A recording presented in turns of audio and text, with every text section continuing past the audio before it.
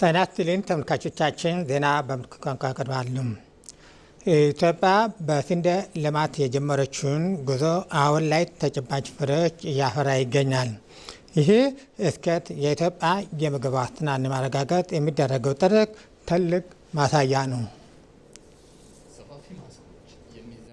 ወርቃማ ስንዴ ይህ የተፈጥሮ ትርኢት ለኢትዮጵያ አዲስ ተስፋን ሰንቋል። ትናንት ጉራማይሌ የነበሩ ማሳዎች ዛሬም ትላንትን ያስረሳሉ። ይህ ስኬት ከቃል ይሻገራል። ከማሳ አልፎ የአርሶ አደሩን ማጀት ሞልቶ ሀገርን ከጥገኝነት ቀንበር አላቋል። ቀደም ሲል ለቤተሰብ ፍጆታ ያቀርቡ የነበሩ አርሶ አደሮች ዛሬ በኩንታል ከመቁጠር ተሻግረዋል። ትሩፋታቸውም ከሀገር ወጥቶ ገበያ አልፎ እስከ ባህር ማዶ ዘልቋል።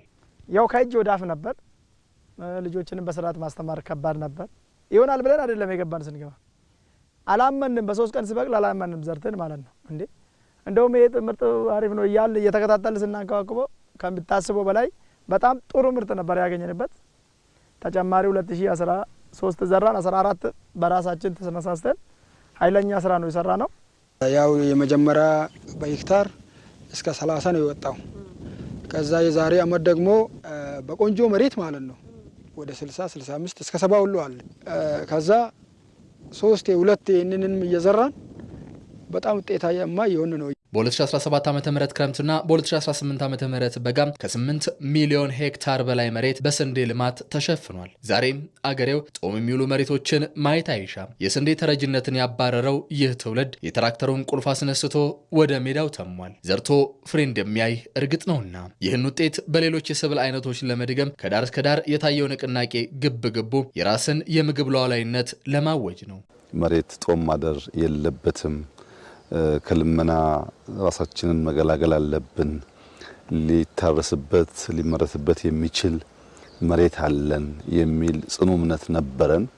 ስንጀምር ማሳመኑም መከራ ነው የነበረው።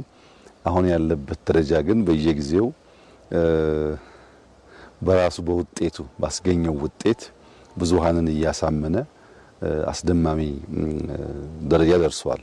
በግብርና ሴክተር የመንግስት ኢንተርቬንሽን እና አንዱ ኮር የእድገታችን መንገድ ነው ያልነው አዋጭ ሆኗል። ልክ እንደ ኢንዱስትሪው፣ ልክ እንደ ቱሪዝሙ፣ ልክ እንደ ማይኒንጉ፣ ልክ እንደ ቴክኖሎጂው ግብርናን ራሱን አስችሎ አመርቂ ውጤት እያመጣ ነው ያለው። አሁንም ብዙ የማደግ ፖቴንሻል ስላለው እንበርታ፣ እንስራ፣ እንማር፣ እናሻሽል። ከትናንትና እያረምን እያረቅን እያሻሻልን ከሄድን የምናስባትን ሀገር ለመፍጠር የሚያስችል መሰረት እንዳለ ያመለክታል። ከሁሉ ላይ የሚያስደስተው የሀሳብ ጥራት ነው።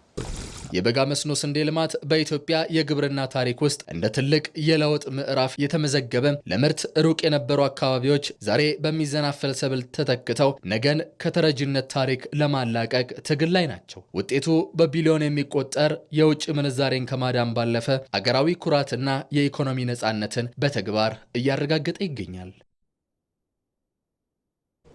የአዲስ አበባ ከተማ ከንቲባ አዳነች አቤቤ 29ኛውን የተስፋ ብርሃን ምገባ ማዕከል መርቀው ምገባ አስጀመሩ።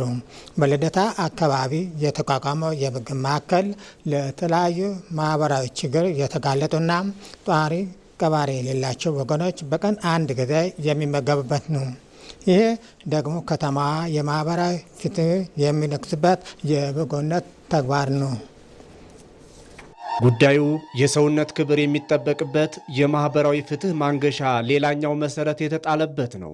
የበጎነት ተግባሩ አዲስ አበባ በልማት ስትለወጥ በሰብአዊነትም እየታደሰች መሆኗን ግልጽ አድርጎ ያሳያል። ለተቸገሩ ወገኖች የመድረስ አለኝታነቷን ያልዘነጋችው መዲናዋ አዲስ አበባ ከተማ በተስፋ ብርሃን የምገባ ማዕከል ተስፋን የማለምለም ጉዞዋ 29ኛው የምገባ ማዕከል ላይ ደርሷል። በልደታ የበጎነት መንደር የተገነባው የምገባ ማዕከሉ አካል ጉዳተኞች፣ አቅመ ደካሞችና የሀገር ባለውለታ አረጋውያን የሚመገቡበት ሌላ የበጎነት ተግባር ሆኗል። ከጎዳና እየተነሱ ማንኛውም ሰው እየለዩ አይደለም፣ በብሔር በሃይማኖት ሳይለዩ ማንኛውም ኢትዮጵያዊ የሆነ እየመጣ እየተጠቀመ እየበላ ስለሆነ እኔ በጣም አመሰግናለሁ። ክቡርት ከንቲባ ወይዘሮ አዳነች አቤቤ ከንቲባ ብቻ ሳይሆን እናት ናት። ቃላት የለኝም። ችግሬን በጣም ነው የሚቀርፍልኝ። እዚህ መጥቼ ይሄንን ተመግቤ ሄጄ ቡናዬን አፍልቼ እጠጣለሁ። የሀገር ባለውለታ የነበሩ ግን ደግሞ በማምሻ እድሜያቸው ሀገርን እያማረሩ ሳይሆን እያመሰገኑ እንዲኖሩ እየተደረገ ያለው አሁን በለውጥ በምትመራው አዲስ አበባ እንጂ በፊትማ እነዚህን ወገኖች አስተዋሽ የላቸውም ነበር። አሁን ነው ገና እኛ የደላን። ድሮ በውትድርና ነው ያሳለፍኩት። ብዙ ጊዜ ነው እንትን ከወጣው ቦርድ ከወጣው በ73 እስካሁን አለው። አሁን ይህንን ነገር አየነው። እንግዲህ በጣም በእውነት እስከዛ ድረስ ሀገራችን ውስጥ ተደርጎ የማይታወቅ አዲስ ክስተት ስለሆነ እኔ ደስተኛ ነኝ። ይህ የምገባ ተግባር ምግብን እንደ ምጽዋት ሳይሆን እንደ መብት ይመለከታል። እያንዳንዱ የምገባ ማዕከል የመንግስትን የልማት ርዕይ ከህዝባዊ እዝነት ጋር አዋህዶም የያዘ ነው። የከተማዋ ለውጥ ሲካሄድ አብሮ የሚዘምነው ደግሞ ለሁሉም በሚመች የከተሜነት ጉዞ ውስጥ ለሰብአዊነት ትልቅ ቦታ መስጠት ይሆናል። ሰሞኑን እንደዚሁ እንከፍታለን፣ 30 እንደርሳለን። በዚህ በጣም ደስተኞች ነን። አዲስ አበባ ውስጥ እውነቱን ለመናገር ከነኚህ ከ28 ምገባ ማዕከላቶች ውስጥ ወደ አንዱ ጎራ ብሎ ትኩስ ንጹህ ምግብ፣ የተመጣጠነ ምግብ ጥግብ እስከሚሉ ድረስ መመገብ የሚቻልበት ከተማ ሆኗል። ይሄ በጣም ደስ ያሰኘናል። ደግሞ ምግብ ለዕለት ጉርሳቸው የሌላቸው ወገኖቻችንም ቤታቸው ነው፣ ማረፊያቸው ነው። በምገባ ማዕከላቱ የሚከወነው ከመመገብም በላይ ነው። ድጋፍ የሚሹ ወገኖች በጋራ ተገናኝተው ምግብን እንደፈለጉ ሲያገኙ በየጎዳናው ለምግብ ልመና ያሳልፉት የነበረው ስቃይና እንግልታቸው ይቀየራል። የሰው ልጅ ክብር የሚገለጽባቸው በዘመናዊ የከተሜነት ጉዞ ውስጥ የበጎነት መንደሮች ግንባታም የአዲስ አበባ የለውጧ ተደማሪ ጌጦቿ ናቸው። የልደታ በጎነት መንደር ገና እየሰፋ ነው የሚሄደው። አሁን 11 ህንፃዎችን ጨርሰናል። በዚህ አካባቢ ህንፃዎቹ እስከ 20 ድረስ የሚሰፉ ናቸውና ከተማዋን ውብ አበባ ማስመሰል ብቻ ሳይሆን በሰው ህይወት ላይ እንዴት እየተመነዘረ እንዳለ የሚታይበት አንዱ መንደር ነው። ብዙ ሰዎች የገነባነው ገላንጉራን ብቻ ይመስላቸዋል። ወደ ላፍቶ 2000 መንደር ብንሄድ በተመሳሳይ እንዲሁ የተገነባ ነው። ለሚኩራ ላይ በጎነት መንደር፣ ጉለሌ ላይ የበጎነት መንደር፣ አዲስ ከተማ ላይ የበጎነት መንደር፣ አራዳ ላይ ደግሞ በቅርብ ሰሞን የምንከፍተው ነው የሚሆነው። ኮልፌ ላይም እንደዚሁ በቅርብ ሰሞን የምንከፍተው ነው የሚሆነው። የበጎነት መንደሮች ደግሞ ከቤት ግንባታ ባሻገር የጋራ ማህበራዊ ግንኙነት የሚጠናከርበት ሰርቶ የሚታደርበትን የስራ ቦታ ጭምር ያካትታሉ። ወገኖቻችን በለመዱት የስራ ዘርፍ እንጀራ በመጋገር ባልትና በማዘጋጀት በመሳሰሉት ደግሞ ራሳቸውን እንዲችሉ እንደናንተ ደግሞ በጣም አረጋውያን የሆኑት አረፍ ብለው እየተመገቡ የሚያርፉበት ንጹህ ቤት እንዲያገኙ በማድረግ ሀገራቸውን እየባረኩ እንጂ እያማረሩ ቀይ ጊዜያቸውን እንዳያልፉ ተጠንቅቀናል። ፈጣሪ አምላክም ረድቶናል ማለት ነው። 29ኛው የተስፋ ብርሃን የምገባ ማዕከል በከተማ አስተዳደሩ አስተባባሪነት የገነባውና ምገባውን የሚያከናውነው የዳሽን ባንክ ነው። ኢትዮጵያና የአፍሪካ ቡና ድርጅት ታሪካዊ የአስተናጋጅነት ሀገር ስምምነት ተፈራረሙ።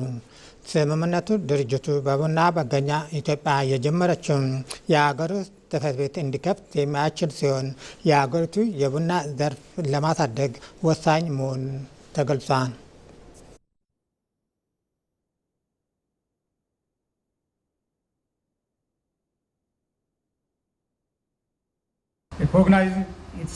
economic significance, Ethiopia has launched an ambitious coffee sector transformation strategy. የቡናን ከፍተኛ የኢኮኖሚ ሚና ከግምት በማስገባት ኢትዮጵያ ታላቅ የቡና ዘርፍ ትራንስፎርሜሽን ስትራቴጂና ፍኖተ ካርታ ነድፋ ወደ ስራ ገብታለች። የዚህ ስትራቴጂ ዋና ዓላማ ከፍተኛ መሻሻል በማምጣት ኢትዮጵያን በፈረንጆቹ 2033 በዓለም ግንባር ቀደም የቡና ላኪ ሀገራት ተርታ ማሰለፍ ነው። ኢትዮጵያ የአፍሪካ ቡና ድርጅት ንቁ አባል እንደመሆኗ የድርጅቱን ዓላማዎች ለማሳካት ያላትን ቁርጠኝነት በተለያዩ አጋጣሚዎች በተግባር አሳይታለች። የቡድን 25 አባል ሀገራት አራተኛውን የአፍሪካ ቡና ጉባኤ በቀጣዩ የፈረንጆቹ ዓመት በ2027 በአዲስ አበባ እንዲካሄድ በኢትዮጵያ ላይ ድርጅቱ ላሳየው እምነት ምስጋናዬን አቀርባለሁ። Ethiopia is the origin of coffee. ይህ ስምምነት እጅግ ዘግይቷል ብዬ አምናለሁ። ከብዙ ዓመታት በፊት እዚህ መድረስ ነበረብን። ይሁን እንጂ አሁን ልዩ ኤጀንሲ በመሆናችን ደስተኞች ነን። ድርጅታችን ከተመሰረተ 66 ዓመታት ቢቆጠሩም ይህ በድርጅቱ ታሪክ ውስጥ የመጀመሪያው የሀገር ውስጥ ጽሕፈት ቤት በመሆኑ እጅግ ታሪካዊ ነው። የቡና መገኛ ምድር ወደሆነች ኢትዮጵያ እንዲህ ያለ ቢሮ መክፈታችን ሌላው ታሪካዊ ያደርገዋል። ይህ ስራ እንዲሳካ በቅንጅት ለሰራ ቡድንም በሙሉ ምስጋናዬን አቀርባለሁ። በመጨረሻም የኢትዮጵያ አገራዊ ምክክር ዋና ኮሚሽነር ፕሮፌሰር መስፍን አርአያ ኮሚሽነር ዘገየ አሰፋ የሀገር ባለውለታ እንደነበሩ ተናገሩ።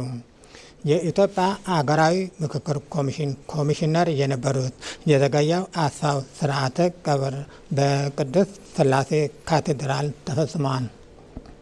የኢትዮጵያ ሀገራዊ ምክክር ኮሚሽን ዋና ኮሚሽነር ፕሮፌሰር መስፍን አርአያ ኮሚሽነር ዘገየ አስፋው በሁለት ታላላቅ የታሪክ ምዕራፎች ውስጥ የነበሩ የጽናት ተምሳሌት ብለዋቸዋል። በመጀመሪያው ምዕራፍ በወጣትነት ዘመናቸው ለአርሶ አደሩ ድምፅ በመሆን ለማኅበራዊ ፍትህ የቆሙ የለውጥ ኮከብ ነበሩ። በሁለተኛውና በአሁኑ ምዕራፍ ደግሞ አገልግያለሁ ይበቃኛል ሳይሉ የአገሪቱን ሰላም በምክክር ለማምጣት በሰሩት ሥራ የአገር ፍቅራቸውን በተግባር አሳይተዋል። በ21ኛው ክፍለ ዘመን ኢትዮጵያ ሀገራችን ሮሮና የኋላ ምሬት የሚፈታው በነፍጥ ሳይሆን ሁሉን አሸናፊ በሚያደርገው ምክክር ወይም ዳያሎግ ነው ተብሎ ለዚሁ መፍቻ አዋጅ ሲቀረጽና ኮሚሽነሮች ሲሰየሙ ለአንድ ጊዜም ሳያመነቱ ነው ኃላፊነቱን የተቀላቀሉት። ይህ ነው ተምሳሌትነት ወገኖቼ። ይህን ነው የሀገሬ ልጆች ትንሽ ትልቅ ሳይል ሊማሩት የሚገባ የሀገር ፍቅርና እስከ መጨረሻው እስትንፋስ የሚዘልቅ ጽናት። ኮሚሽነር ዘገየ ስራቸውን መስመር በመስመር የሚተገብሩ ሰው አክባሪና ደግ ሰው ነበሩ። ኮሚሽነሩ ታሪካዊውን የመሬት ላራሹ አዋጅ ተረቆ እንዲጸድቅና በስራ ላይ እንዲውል በማድረጋቸው ረገድ የማይተካ ሚና የተጫወቱ የሀገር ባለውለታ ናቸው። በ1967 የወጣውን የገጠርን መሬት የህዝብ ያደረገውን አዋጅ በማርቀቅ በደርግም ፊት ቆመው አዋጁ እንዲጸድቅ በማድረግ ከጸደቀም በኋላ ደግሞ ይህንን አዋጅ ስራ ላይ የሚያውል መዋቅር በመዘርጋት ሁላችንንም በማሰማራት ያደረጉት አስተዋጽኦ ከፍተኛ ነው። ኮሚሽነር ዘገየ በተሰማሩባቸው የሥራ መስኮች ሁሉ ውጤታማ ነበሩ። ቀዳማዊ ሥላሴ ይባል የነበረው አሁን አዲስ አበባ ዩኒቨርሲቲ በተባለው አብረን ነው እንግዲህ የቆየ ነው። በ1950ዎቹ መጨረሻ ላይ ነው ትጉህ ተማሪ እንደነበረ ከነስሙ ሸምዳጅ እንለው ነበር። ፍትህ ሚኒስቴርን በገባ ጊዜ ደግሞ የተከሳሾች መብት በማስከበር ሄቢያስ ኮርፕስ የሚባለው ደንብ የህግ ደንብ ስራ ላይ እንዲውል ብዙ ልፋት አድርጓል። አቶ ዘገየን የማውቃቸው የፍርድ ሚኒስቴር ሆኖ ተሾሞ እዛ በሚሰሩበት ጊዜ ነው የማውቃቸው። በጣም ጎበዝ ጠንካራ ሰው ናቸው። በዚህ ምክንያት ዛሬ የእሳቸውን ቀብር በመስማቴ በጣም ተሰምቶኝ ነው የመጣሁት። በጣም ትልቅ ባለውለታ፣ የኢትዮጵያ ሕዝብ ባለውለታ ናቸው። የእሳቸውን ቀብር መቅረት ስለሌለብኝ በቀጥታ እዚህ የመጣሁት በእሳቸው ለቅሶ ምክንያት ነው። የኮሚሽነሩ ስርዓተ ቀብር በመንበረ ጸባዖት ቅድስት ሥላሴ ካቴድራል ተፈጽሟል። ዜናው አበቃ። ከቀሪ ፕሮግራሞቻችን ጋር መልካም ቆይታ